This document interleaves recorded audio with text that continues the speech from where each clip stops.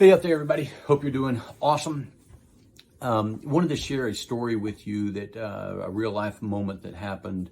I was working with a client and I was coaching the manager. The manager asked me to sit in on a coaching session for one of his employees. The employee's not doing great, and he asked me to sit in place of HR. It wasn't a firing, so I was happy to do so. And we as humans, because we want to be nice, often confuse a message. So there's this allure of being nice and trying to make people feel comfortable and trying to be gentle, all of which are noble causes. However, if done incorrectly, you can usually confuse the crap out of the human, right? So when the session started, the manager told the person who he was coaching some good things. Here's some positive feedback. And then he told him the problem, and then he gave him some more positive feedback. And we call this the crap sandwich, right? I've got good, bad, good. So it's kind of like a sandwich, but it's a crappy sandwich, because once you tell the person whatever it is you want to tell them, you generally want to stay focused on that, because they're certainly going to be focused on that. So as you're counseling and coaching people, while it's important to be professional and it's important to treat people with respect and dignity and all of those things that we hopefully learned in grade school, it's also important as a manager and a leader that you get your point across and you make people understand, what the concern is. So generally speaking, it's not a lot of chit chat. It's not a lot of small talk. Hey, Bo, I appreciate you taking some time to talk with me. I want to share something with you. I've noticed this problem.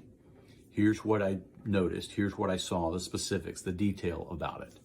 Here's why it's a concern. I'm worried about the impact that it's going to have on the team or the performance.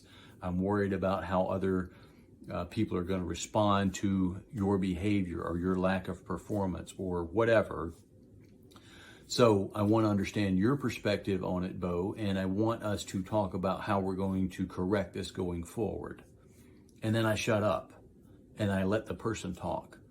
I'm not trying to be mean. I'm not trying to belittle them. I'm not trying to berate them, but I am trying to make sure that they understand what it is that we're there to talk about and discuss. And when you don't, what you will find is employees don't understand that there's a problem. They don't understand the magnitude of the problem. They may not understand why it's a problem. And so you go along and you think that you've been clear and you've got this message across. They're hearing and seeing and thinking and feeling something completely different. So you go through this process where you're on completely different pages, and often those pages are getting further and further apart.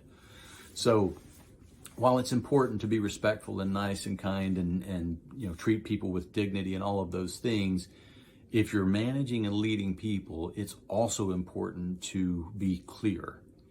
And sometimes that means I need to point out that this thing is bad, that this situation is not good, that this is something we need to improve, and then have a conversation with the person about it.